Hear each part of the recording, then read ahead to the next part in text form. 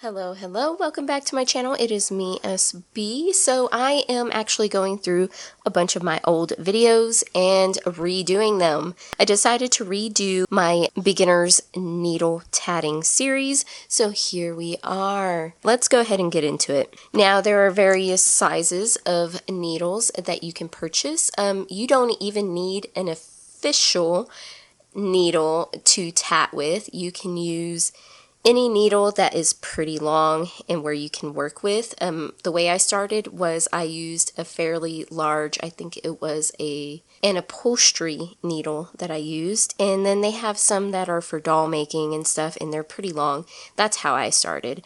But this is an official needle from Handy Hands website. I think it's hhtatting.com, I do believe. I'll put it up here on the screen for you.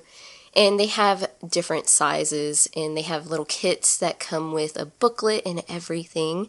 But we are going to start today using one of the largest needles that they do have. I do believe it's a number 3. I could be wrong. I'll put it up on the screen. So we are going to thread our needle. And most of the kits come with a needle threader, but they kind of suck.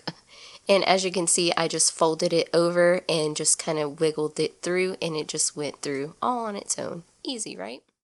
So when you're first starting out, it might be a little confusing how everything is going to work out. What I like to do, or what I did when I first started, was I would put it out on a table and kind of just have it situated like this, with my ball of yarn or thread on my left hand side, and then the eye of the needle facing the right, and the tip of the needle facing the ball or to the left.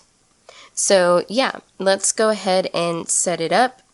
I make a loop, and this is going to the ball. And you're going to hold your needle in your right hand, just like this, if you're right-handed. And with your left hand, we are going to take our ball thread and place it just like this.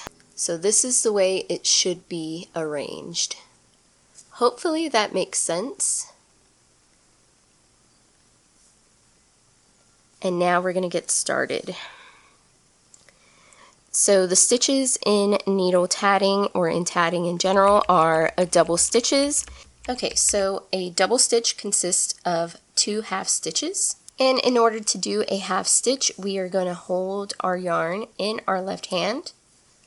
And what I like to do is I like to swoop for the first half of the half stitch, swoop the yarn around my thumb, just like that. Like I hold it in the palm, and I go behind and then over, and it loops, just like that. One more time. And then we are going to put our needle behind the yarn on our thumb and hook it underneath. I say hook it, but really we're just going to slide underneath the yarn, and then we're going to release and bring it down. So that is 1 half stitch complete. Alright, so let's move on to the second half of the double stitch. So the second half of the double stitch, the way I do it is I use my index finger. And what we're going to do is we are going to go underneath the yarn this time with our index finger. So we're going underneath like that, and then we're going to rotate our hand and bend our index finger and place our needle underneath the thread, just like that. And that is the second half of our double stitch. So as you can see, our double stitch has 2 little legs and a little smiley. I guess it could be 2 eyes and a smile. So I'm going to show you that one more time without any talking.